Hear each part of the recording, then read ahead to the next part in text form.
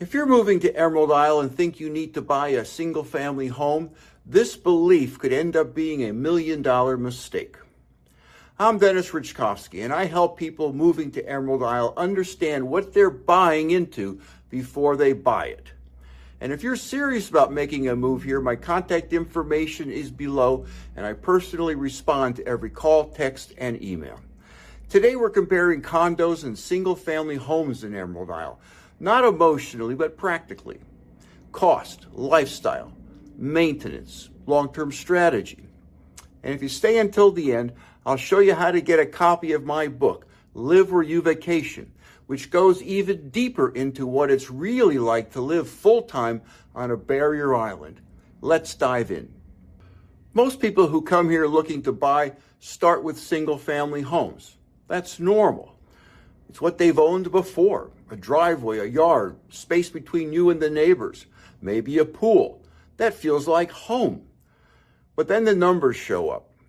You see a nicely renovated 2-bedroom 1970s oceanfront Hatteras-type cottage listing for $1.2 million. Then, in the same week, you see a 3-bedroom oceanfront or ocean view condo listed at $600,000. Same beach, same sunrise, same island lifestyle. Very different capital commitment. And this is where interests often pivot. Suddenly the question isn't, do I want a house? It's, what do I actually want to buy? I'll break this down in a way that I do with my clients. Not based on what sounds good in theory, but based on what actually works in practice. Let's talk about practicality first. What actually makes sense for your life, your budget, and your future on this island. Imagine how you will actually live day to day. If you've got young kids, a single-family home often does make more sense. Children need yard space. You need somewhere to store bikes, surfboards, beach chairs, and all that gear that comes with coastal living. A garage becomes essential. A private pool might genuinely improve your family's quality of life, especially when you have little ones who aren't quite ready for the shared community pool experience. That space and autonomy feels great, but they come with a trade-off, and it's a big one. When you own a single-family home on a barrier island, you own everything that can go wrong with it. The roof, the siding, the HVAC, the exterior paint, the landscaping, storm prep before every hurricane season. And here's what people don't realize until they've lived here a while. Salt air accelerates corrosion. Wind exposure increases wear and tear. This isn't suburban maintenance. This is coastal maintenance, and it never stops. Now flip that. In a condo, exterior maintenance is handled by a homeowners association. Yes, you will pay monthly dues, but you don't manage a yard. You don't coordinate contractors to replace siding. Shared amenities like pools and fitness centers and beach walkways are maintained collectively, and you're not the one scheduling or supervising any of it. Many condo buildings also have elevator access, which might not matter much to you right now, but if you're planning to age in place, it starts to matter a lot. Some people prefer controlling everything themselves, even if it means bigger, less predictable expenses. Others prefer the stability of knowing exactly what they'll pay each month. Neither approach is wrong, but one of them probably aligns better with how you think about money and risk. And here's another angle most people miss. The lower entry price of a condo can free up capital for other things. Maybe you retire a year earlier because you didn't tie up an extra $500,000 in your home. Maybe you travel more. Maybe you just sleep better knowing you've got a bigger financial cushion. Entry price matters, and it affects more than just your monthly mortgage payment. Let's turn to another important practicality, life stage. What you actually want to do with your time. A young family in their 30s or 40s might prioritize space and flexibility, even if that means taking on more maintenance. You've got the energy, you've got the time, you might even enjoy the process of maintaining your own property. But if you're in your 60s or 70s, how many more roofs do you want to replace? How many more contractor calls do you want to manage? And decades of yard work, gutter cleaning, and coordinating repairs. Do you really want to sign up for more of that? Or are you ready for something simpler? Many of my clients are retirees trying to reduce the operational burden of home ownership. They have spent 30 or 40 years managing houses and they're done. For them, condo living isn't a compromise, it's a feature. Fewer moving parts means more time at the beach, more time with family, more time doing the things they actually moved here to do.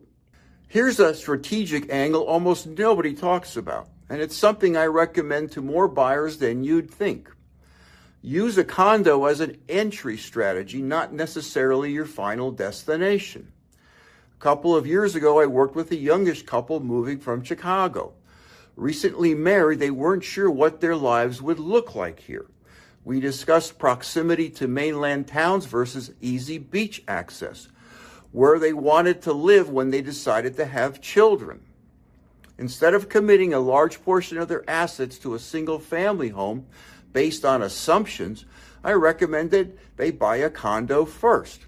Live on the island full time for a year or two. Learn the rhythms of coastal living. Experience hurricane season. Figure out what matters and what doesn't. A year ago, the family, now with young children, moved to a single-family home in a waterfront community on the mainland and turned the condo over to a vacation rental property management company. I sold a condo to another couple a few years back. Turns out they love condo living and they've saved themselves a ton of money and a whole lot of maintenance headaches. Let's talk about something most buyers don't think about much until they're deep into the process. Insurance.